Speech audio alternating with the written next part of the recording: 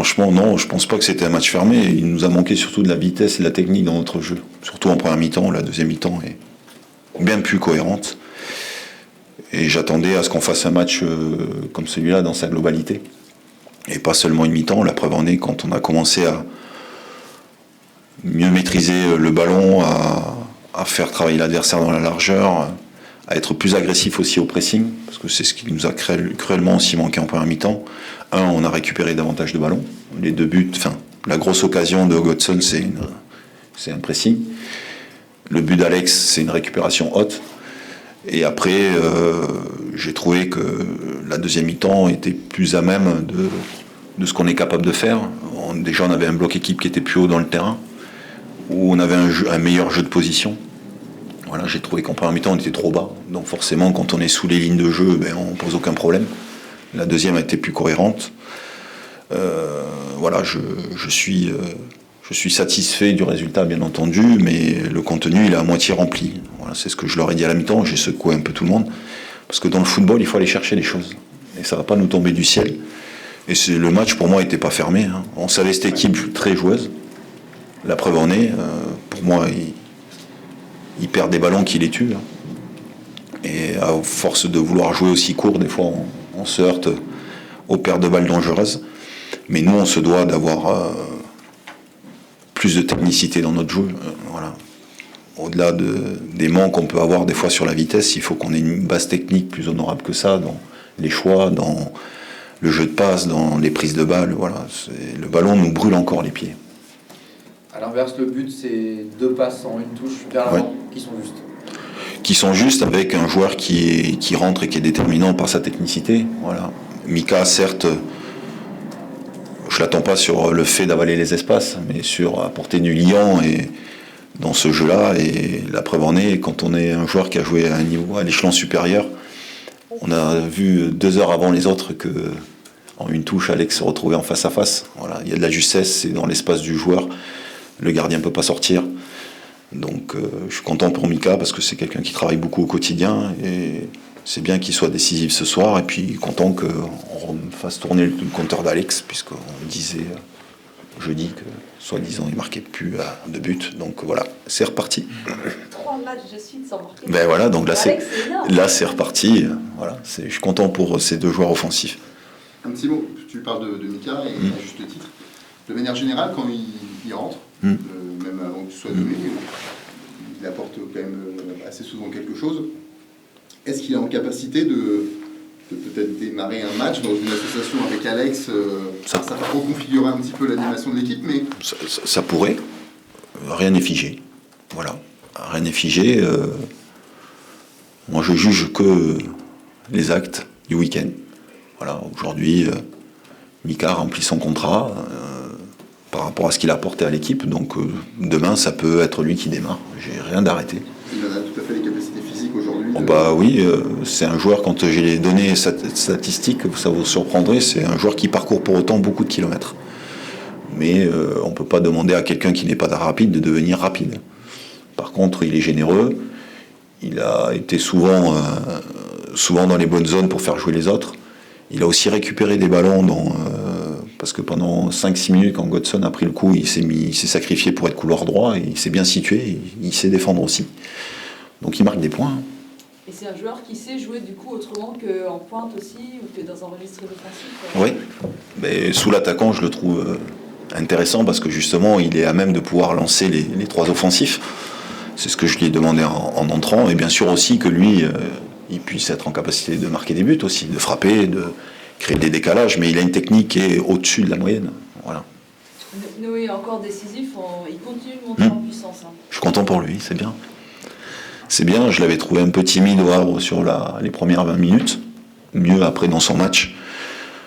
Je lui ai dit aujourd'hui qu'il fallait pour que Noé Le Breton soit bon, il faut qu'il continue à aller dans ses forces, et ses forces, c'est l'agressivité, avancer sur les porteurs, gratter des ballons. Après, l'expérience lui apportera à quel moment je dois libérer le ballon, où je dois jouer, même si ce soir ça a été plutôt cohérent. Il a perdu un ballon dangereux sur une passe latérale, mais après il a mis l'équipe dans le bon sens, et normalement Noé doit faire partie des joueurs qui amènent l'équipe à gratter et à avancer dans le terrain. Qu'est-ce que le classement t'inspire au soir de cette 20e journée ? Le classement m'inspire que forcément, quand on enchaîne des victoires, on se rapproche du haut. Donc je vous l'ai dit avant, jeudi, rien n'est figé, tout peut être bousculé. En plus, la chance. En gagnant des matchs, on s'éloigne sérieusement de la zone rouge aussi, puisque nous étions à 3 points de la zone rouge quand j'ai pris l'équipe, nous sommes à 10 points de la zone rouge aujourd'hui.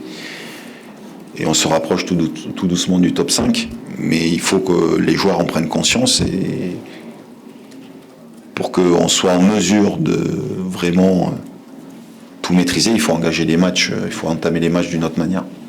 Il y a une constante, on voit de plus en plus, on sent de plus en plus cette solidité défensive, très peu d'occasions concédées, voire pas du tout ce soir.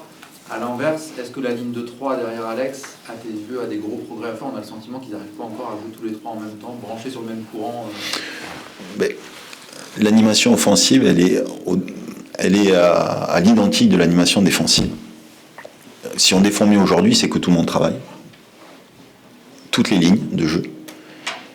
Et ça veut dire qu'on utilise mal nos lignes de jeu lorsqu'on est en possession. C'est pas uniquement les 3 offensifs, mais on devrait avoir davantage de jeux combinés dans les couloirs, on devait davantage amener dans la vitesse dans notre jeu pour faire travailler l'adversaire dans la largeur.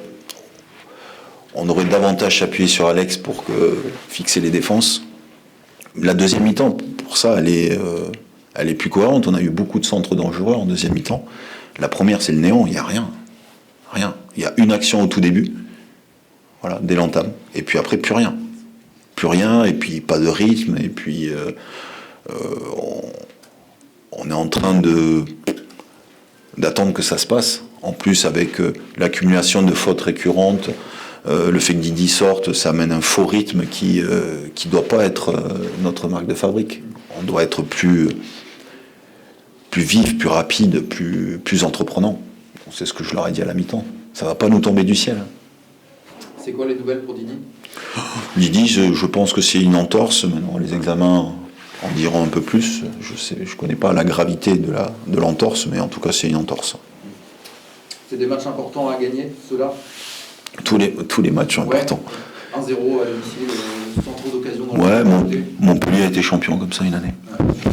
Montpellier a été champion une année comme ça. Non, bien sûr qu'on aimerait faire en sorte que l'adversaire soit plus mis à mal, qu'on gagne plus largement nos matchs, que les supporters prennent davantage de plaisir, bien entendu. Maintenant, on ramène du plaisir par les points déjà. Et puis on s'attache à travailler toutes les semaines pour que notre football soit plus flamboyant, tout en gardant cet équilibre d'équipe. Ton homologue de Concarneau disait on a fait 2 erreurs ce soir. Notre malchance, c'est que la deuxième, ça tombe sur Alex Mendy. Ça résume assez bien aussi les choses par rapport à la qualité de votre avant-centre. Aussi, mais nous déjà on n'en a pas commise. Aussi. Et Concarneau, on le savait, enfin, c'est pas, j'ai rien inventé, c'est leur projet de jeu qui est fait de jeux courts dans des zones des fois dangereuses et des fois de trop jouer, ça peut être dangereux. Ils ont concédé déjà des buts comme ça, contre Auxerre notamment. On avait ciblé ça. Donc c'est pour ça que j'avais demandé un pressing intense, parce qu'on savait que cette équipe-là ne jetait quasiment pas les ballons. Donc au bout d'un moment, à force de ne pas jeter, on rétrécit les espaces et on se retrouve contré. Donc on avait bien ciblé le truc et on marque sur ça. Donc ça veut dire que le travail de la vidéo est bien fait déjà. Dernière question, c'est bon. Juste sur Noé, oui. Effectivement, ça fait plusieurs matchs de suite que tu lui donnes des titularisations, qui lui donnent l'occasion de progresser. Est-ce que la progression est réelle à tes yeux depuis cette séquence de matchs-là? Bien sûr qu'elle est. Mais la progression ne se fait que par à travers le temps de jeu. Voilà, il y a des choses très positives dans son jeu, et je le répétais à Aline, mais c'est un joueur qui doit être agressif. C'est sa première qualité forte. Et après, il faut qu'il soit à même d'utiliser le ballon de la manière la plus cohérente possible. Il est en train de tout doucement passer des caps, mais je lui dis pas trop parce que ça reste un jeune joueur. Et les jeunes joueurs peuvent avoir tendance des fois à un petit peu s'enflammer. Donc il faut être mesuré, et puis le jour où il ira moins bien, il s'assoira sur le banc. Voilà, comme les autres. Mais aujourd'hui, il est en pleine mesure de ses moyens, il apporte une dynamique à cette équipe-là, donc Tant mieux pour lui, tant mieux pour le club, tant mieux pour le travail effectué à la formation. Ça met en lumière le travail fait par les éducateurs quand même, aussi. Allez, merci Nico.